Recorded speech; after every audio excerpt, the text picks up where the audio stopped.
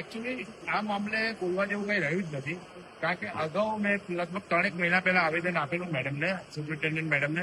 એમને સાફ શબ્દોમાં કહ્યું હતું કે જે તે ડોક્ટર છે કે ક્લાસ 4 નો સ્ટાફ છે, કોઈ પણ સ્ટાફ વ્યક્તિને એક નેમ પ્લેટ આપવામાં આવે એના ડેઝિગ્નેશન સાથે. તો આજે આમ આદમી પાર્ટીના લેટર હેડ ઉપર લખીને આપેલું છે, છતાં બી એ લોકોએ ધ્યાનમાં લીધું નથી. પરિણામ એ આવ્યું છે કે આ લોકો જે બી ડોક્ટર સ્ટાફ છે એ લોકો એમને નેમ પ્લેટ હોતી નથી, એટલે મન ફાવે એવું વર્તન કોઈ, કારણ કે નામ જાહેર કરતા બધાને ટાઈમ લાગે, એટલે મન ફાવે એવું વર્તન કરતા હોય છે.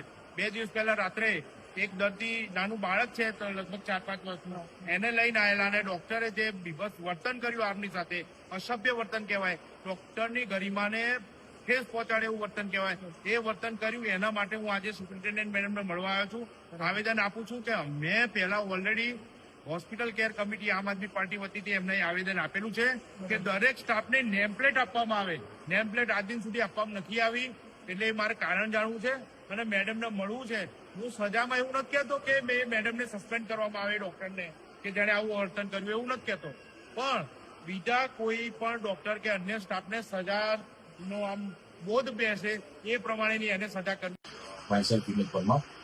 हॉस्पिटल केयर कमेटी का अध्यक्ष हूँ गुजरात का, ये आम आदमी पार्टी की तरफ से आपका वीडियो जो वायरल हुआ है, जैसे वो मुझे इन्फॉर्म किया उससे पहले उन्होंने वायरल कर दिया, अदरवाइज मैं नहीं लूंगा. बराबर, या तो रिलैक्स हो जाओ, कोई आगे पीछे नहीं करना है, रिलैक्स हो जाओ. लेकिन एक रिक्वेस्ट मेरी है कि नेक्स्ट टाइम से कोई भी पेशेंट आता है, पेशेंट का रिलेटिव आता है, तो अपना बिहेव स्मूथ रखिए.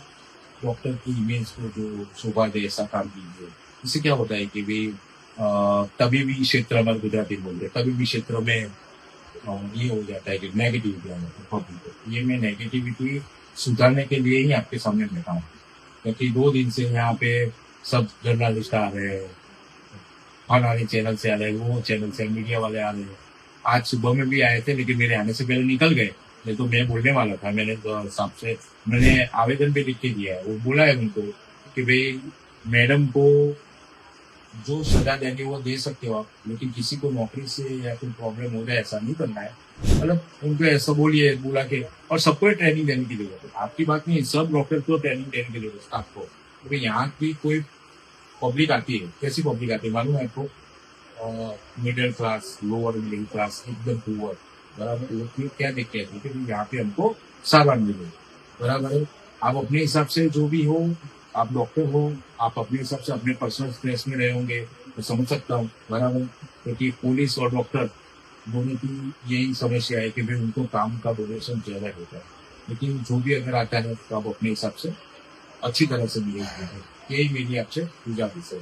मैं सब में मैं बोल देता हूँ, सब मीडिया में भी डाल देता हूँ कि भाई आगे से कोई उसका वो वीडियो या कोई इश्यू बनाया नहीं, ऐसे मैं बोल दूंगा. आपको अगर कुछ कहना हो तो आप कह सकते. जी, इतना कहना है कि पेशेंट जब मेरे पास आया था, मैंने सबसे पहले उसकी तपास की थी कि उसको तकलीफ क्या है. उसके बाद उनकी तरफ से ऐसा था कि वो ऑर्डिनरी पीपल नहीं है, मैं उनकी नौकर हूँ, मुझे उनको पहले देखना पड़ेगा, या फिर जो भी चीजें उन्होंने अपमानजनक बातें बोलना चालू किया. तो वो जस्ट एक मोमेंट के लिए मुझे गुस्सा आया था कि भाई अगर मैंने एक मोमेंट के लिए गुस्सा किया, उन्होंने वीडियो बनाना चालू कर दिया था. उसके बाद मैं बैठ गई थी शांति से, उनको बोला था कि अगर आप वीडियो नहीं बनाओगे मैं आपके बच्चे के आगे इलाज प्रोसीड करूंगी, पर उन्होंने कंटिन्यू वीडियो बनाना चालू रखा. इसलिए मैं वहां शांति से बैठ गई और वेट कर रही थी कि उनका वीडियो बनाना बंद हो तो मैं उनके बच्चे का इलाज करूँ. પહેલા તો વ્યવસાય આપના ખૂબ આભાર કે એ ટાઈમે રાત્રે તમે બહુ મદદ કરી. બરાબર છે.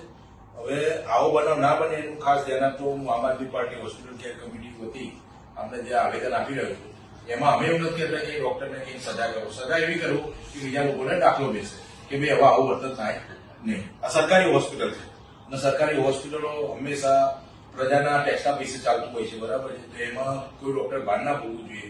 દાદાગીરી કરે એટલે બહુ ખોટી વસ્તુ કહેવાય. તો જરા આપશે ધ્યાન આપજો.